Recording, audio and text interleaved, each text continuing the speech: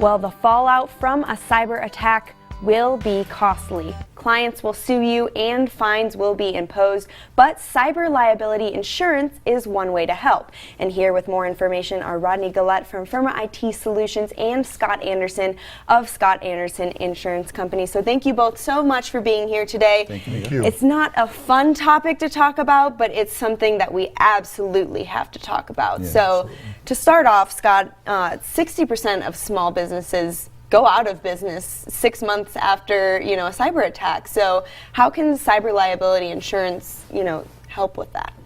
It can actually absolutely pay for the damages that are caused by that cyber attack when they are hit. It'll pay for the ransomware if they got to pay for ransoms.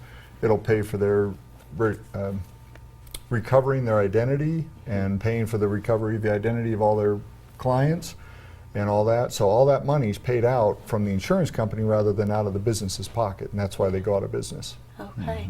So Rodney, you work with a lot of these cases all the time. So Yes. Can you maybe give us an example of something you've dealt with lately that could probably use cyber liability insurance? So I was at a law firm recently that had a firewall that hadn't been updated since 2012.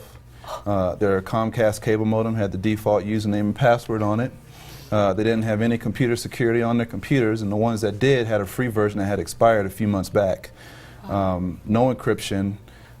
Their equipment was old, their networking equipment, so I gave them the proposal, and they wrote me back and said that they weren't interested in doing anything about it. So, I told them that's very unfortunate for their clients, and it is. And that is, when the cyber attack happens to them, they're going to wish they had cyber liability insurance, because right now I'm not sure they have it.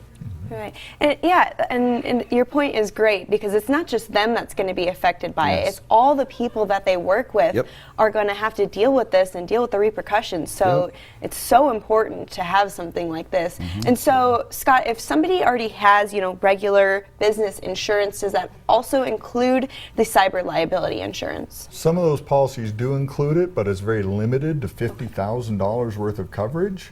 Which is not a lot. Not a lot of money. Will go through very quickly. I have a policy that I can write for $1 million coverage with a $2,500 deductible, which is a lot more coverage and a lot more affordability to make it worth your while. Okay.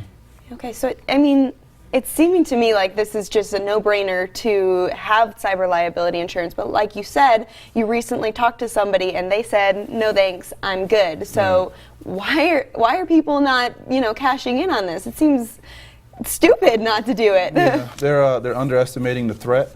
They hear about, the Targets and the Forever 21s and the Ubers and the Yahoos, and these are huge companies, and they think it's not going to happen to them because they come in every day and their computers seem to be working okay.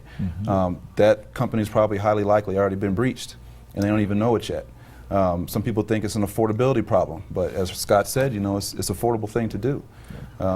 There's a lot of misconceptions, but there's a lot of education around it, and that's why I brought Scott in to help people understand why cyber liability insurance is something they need to try to get if they don't have it already. Okay, and I just have one follow-up question for you, because you said that there's a chance that they might already be breached, but they might not know it. Are there any signs that they can look out for to maybe be like, oh, I might be getting hacked right now? One of the signs that's going to befall them, which will hurt, is when they come into work and all their files are encrypted and they have to pay money in Bitcoin to get it back. And once you do that, there's no telling that they won't come back and do it again if you don't change anything. And I know businesses that have been hacked already with that, that tried to fix it themselves, and they're still taking client information on those infected systems and haven't told anyone. So. All right. Well, Scott, where can people go to find out more information about cyber liability with your insurance company? So they can call our office at 719-266-6737, or website is andersoninsuranceco.com. Wonderful. And for you, Rodney, where can people find out more information about Firma IT Solutions? 719-377-6603, and that's firmaitss.com. We're there, all over the grid.